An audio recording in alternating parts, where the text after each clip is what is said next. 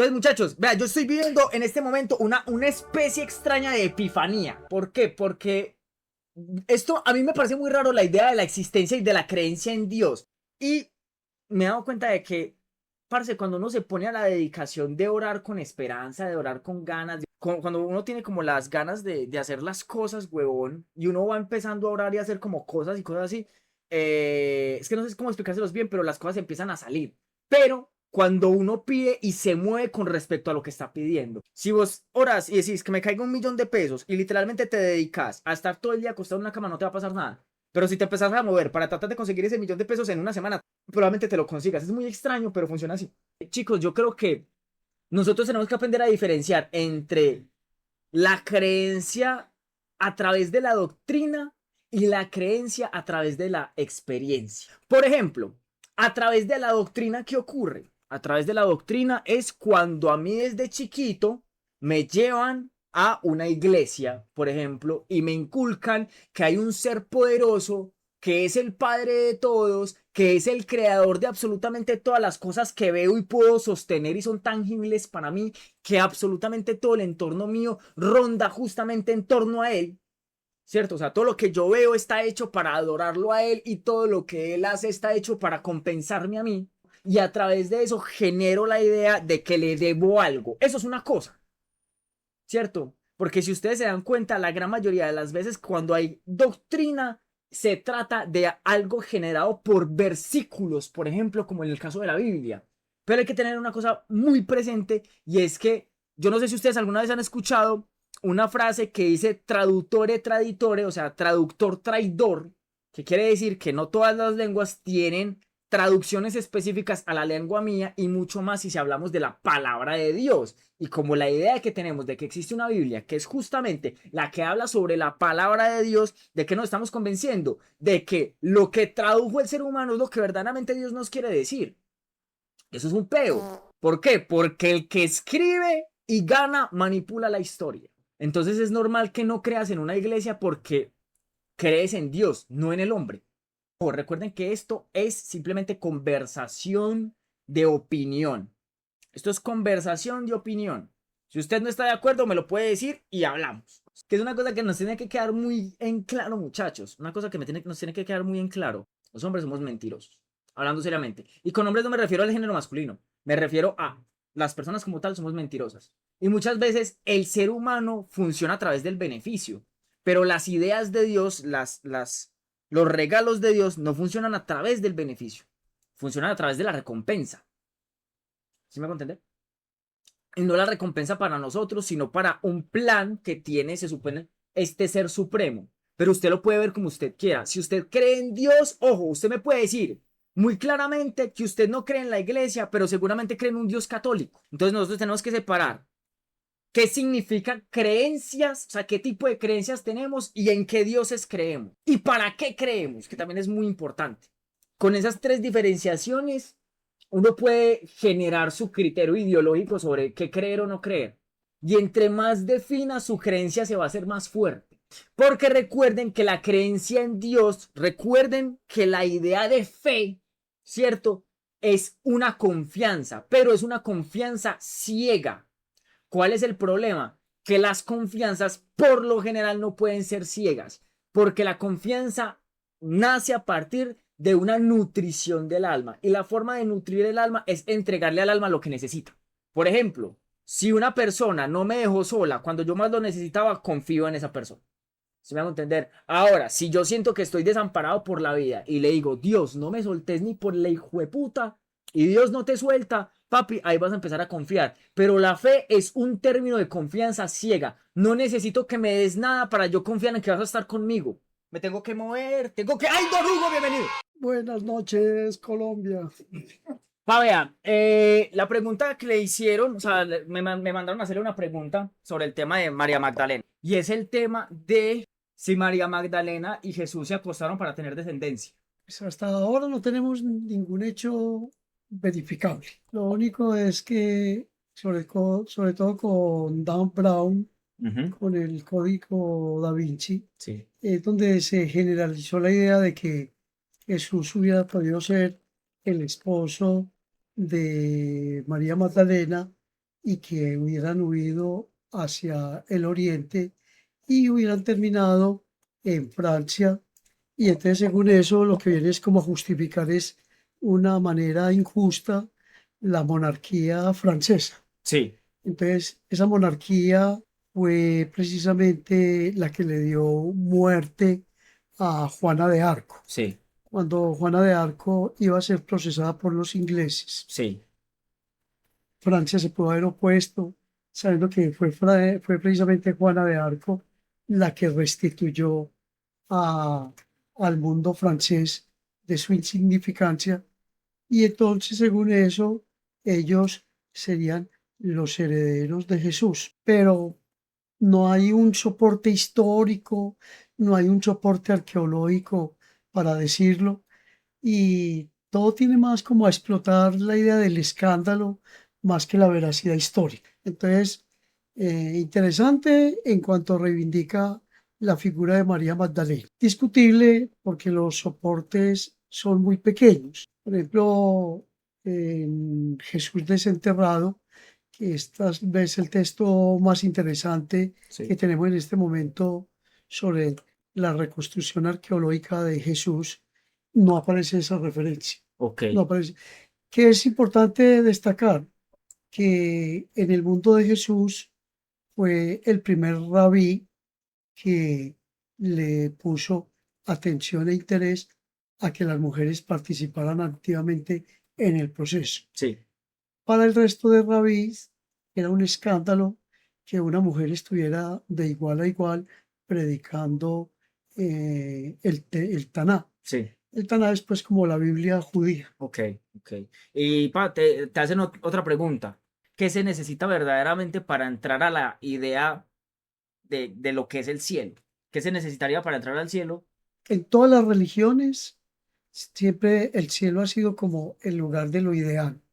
Pues no solamente en el judaísmo y en el cristianismo, sino por ejemplo en el mundo hindú, en el mundo griego, pues aunque el Olimpo hubiera tenido un lugar muy específico, había como la idea de que el Olimpo era como el mundo ideal. Para el mundo chino, sobre todo con el I Ching o I Ching, como le quieran decir, está el juego del cielo y la tierra. Entonces, siempre ha habido como esa idea del cielo como la plenitud del espíritu, como la realización de la espiritualidad por naturaleza. En el mundo cristiano, pues la salvación, como la entiende Marcos, no como la entienden otros, es que la salvación viene de Dios, que la salvación es gratuita. Entrar al cielo o entrar al infierno es entrar en la esperanza. Dice muy claramente el dicho por ahí, el infierno es la desesperación. O sea, Kierkegaard va a insistir en que no hay otro camino que conduzca más ciegamente al infierno que la desesperación. Ay, esto no tiene solución. Ay, esto no tiene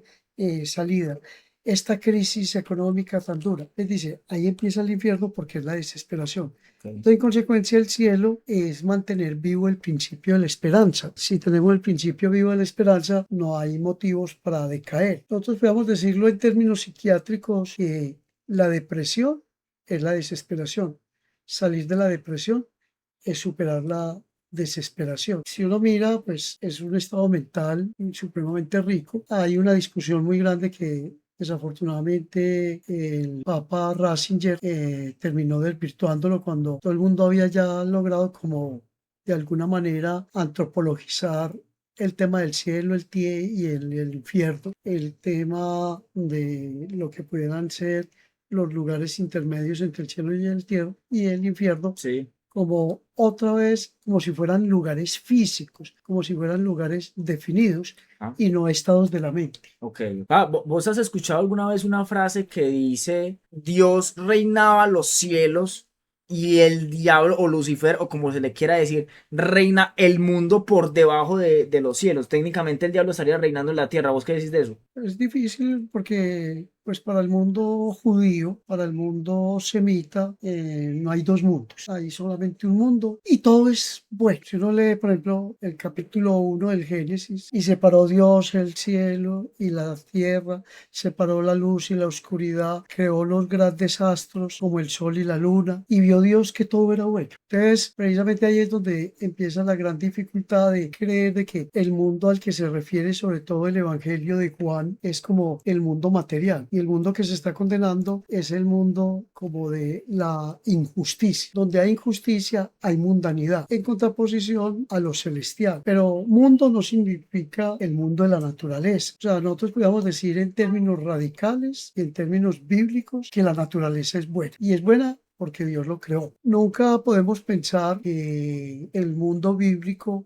pudiera estar fundamentado en un desprecio de la naturaleza. Por el contrario, lo que uno mira a lo largo de toda la Biblia es bueno, las alimañas. Sí. Él dice claramente, y creó Dios toda clase de alimañas. Entonces uno puede decir, las alimañas, las hierbas malas no son de Dios. Entonces, la marihuana es buena, la marihuana es buena. Es saludable, es saludable. Entonces, no es que porque que Dios hubiera hecho la marihuana como algo malo.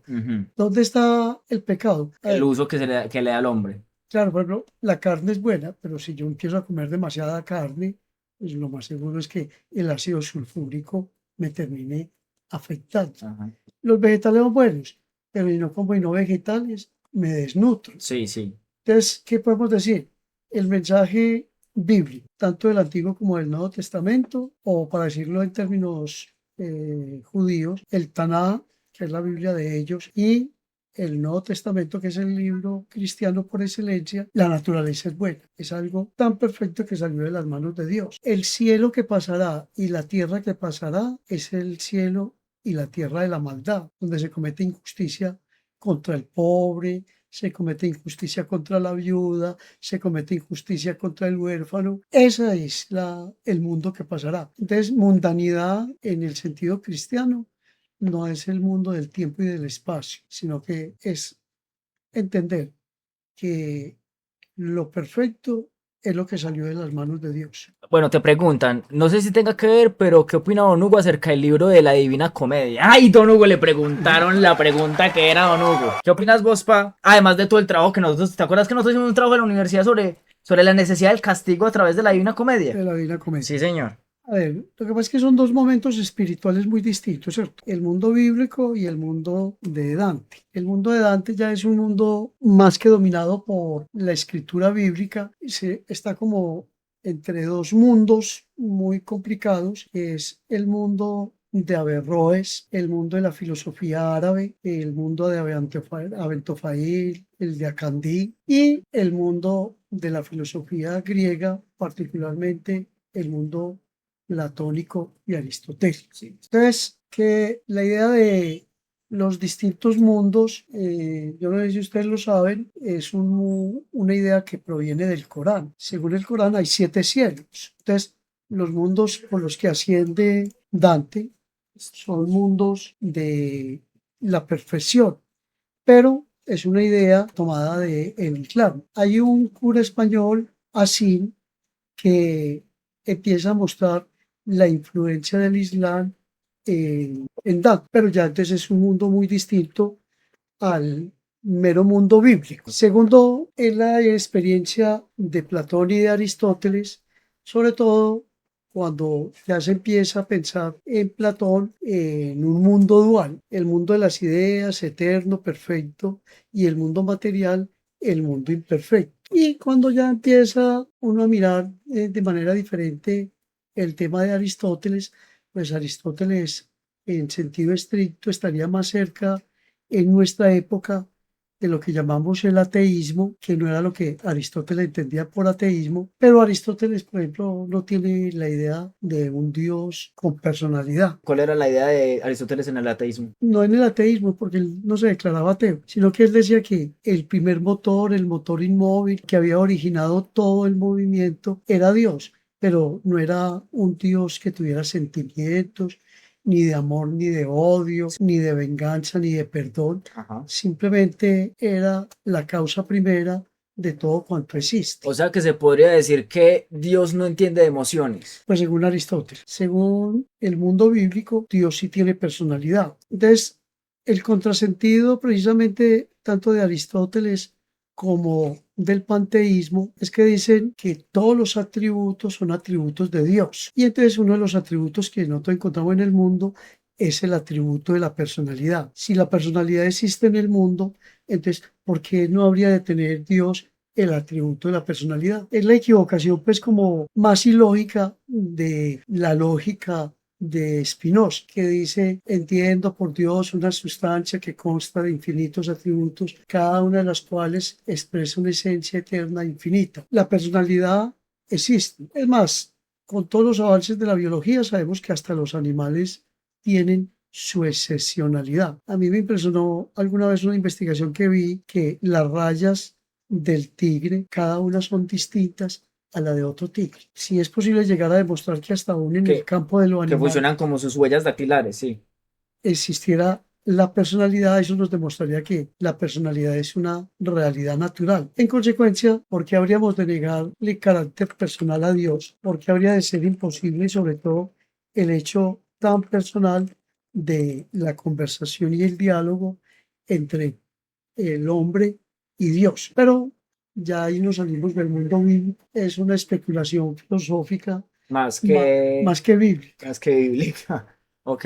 Te preguntan otra cosa. Te preguntan que si se especula o se sabe que Jesús alguna vez tuvo miedo de todo lo que ya se iba a hacer su historia o él ya sabía que le iba a pasar. A ver, lo que pasa es que hay que diferenciar dos cosas. Como dice un filólogo español que recomiendo mucho, el profesor Antonio Piñero sostiene que nosotros tenemos que distinguir dos instancias en el mundo cristiano. El Jesús histórico, que es un hombre real, de carne y hueso, que existió en un tiempo y en un espacio muy ubicado, posiblemente en el año 4 o 5 antes de la era cristiana. Retengan ese dato. ¿Y por qué lo sabemos? Porque si Jesús nació en la época de Herodes el Grande, no Herodes Antipas, que fue el hijo de él, sino de Herodes el Grande, entonces eso debió haber ocurrido más o menos en el año 4 o 5 antes de la era cristiana. O sea que Jesús no nació en el año 0 como había sido la interpretación habitual. Tampoco nació en diciembre. El tema de la Navidad es un tema que no puede coincidir con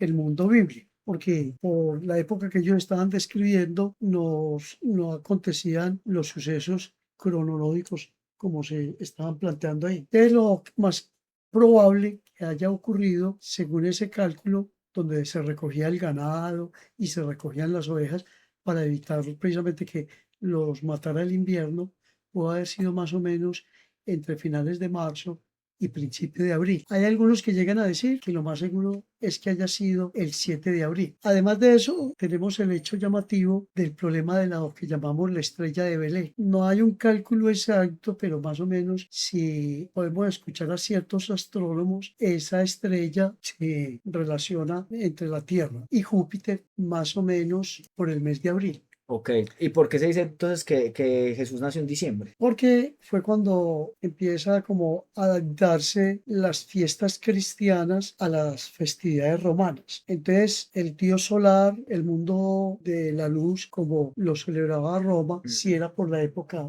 de diciembre. Ok, ok.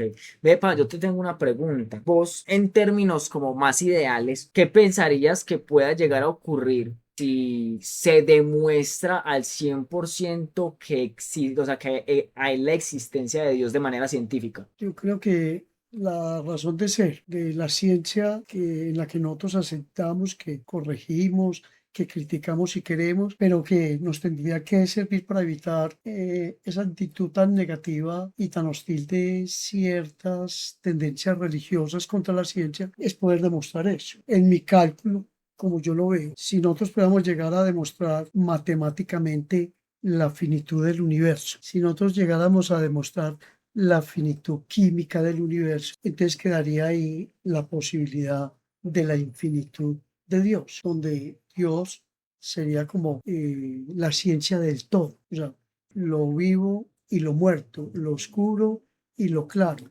el ser y el no ser.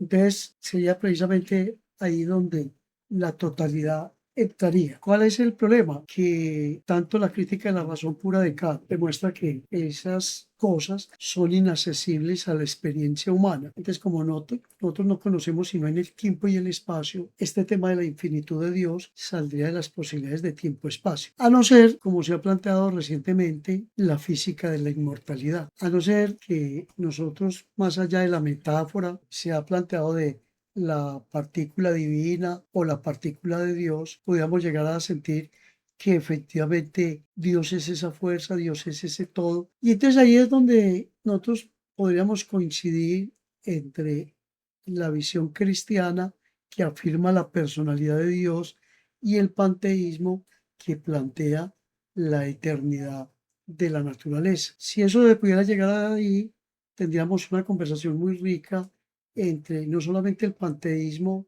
de Spinoza, sino por ejemplo el de Giordano Bruno. Podríamos inclusive llegar a considerar todas las alternativas del materialismo mecanicista del siglo XVIII. Si ese diálogo se da, entonces nos podríamos plantear cuál es ese campo que separa ese intersticio entre lo finito y lo infinito en el mundo cuántico, que es esa fisura tan pequeña que hace posible que lo finito contenga lo infinito. Entonces, construir metáforas con eso es muy fácil y deducirlo por metáforas, y yo puedo emocionar religiosamente a alguien a decir, la grandeza de Dios hace que precisamente en lo finito, en lo pequeño, pueda caber lo infinito. Y claro, es que más fácil que emocionar no hay nada. Y después de emocionar a las personas, lo más difícil es quitarle esa emoción que lleva una convicción. Lo más duro cuando uno debate este tipo de cosas es con la gente que tiene las convicciones. Un testigo de Jehová alguna vez me cogió y me volteó la mano cuando yo le decía que los presidentes de los testigos de Jehová se ganaban $20,000 mensuales. Y entonces me dijo que yo lo estaba humillando y de la rabia me cogió y me volteó la mano. Cuando uno le dice a la gente que una de las iglesias más ricas es la de los testigos de Jehová y que los testigos de Jehová se sientan ofendidos por ello, cuando la Reserva Federal de Estados Unidos muestra cuánto se gana un presidente, porque ellos no se llaman pastores, sino presidentes, o el grupo de ancianos. Entonces dice uno, ¿cómo hago cuando le salen a uno con el argumento más irrespetuoso? Respeten mis opiniones para yo respetar las suyas, como si discutir fuera irrespetar.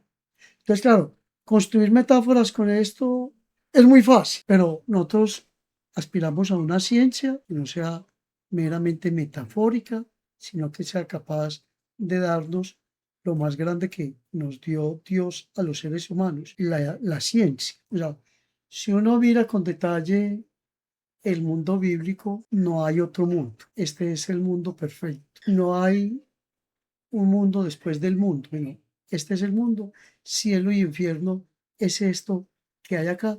Depende de la actitud con que yo la mire. Entonces, un trabajo de estos es la tarea tan grande que nos corresponde. ¿Cómo recuperar el diálogo de ciencia y religión? Si nosotros miramos la evolución del cerebro humano, desde el Australopithecus hasta el Neandertal y el Cromañón, vemos que la primera construcción simbólica del ser humano es el hecho religioso, a través de la superstición, a través del fetichismo, lo que se quiera, pero aún en los casos más atroces del fetichismo ya hay unas construcciones simbólicas en la mente del hombre, y el símbolo es el que nos permite el diálogo entre seres inteligentes.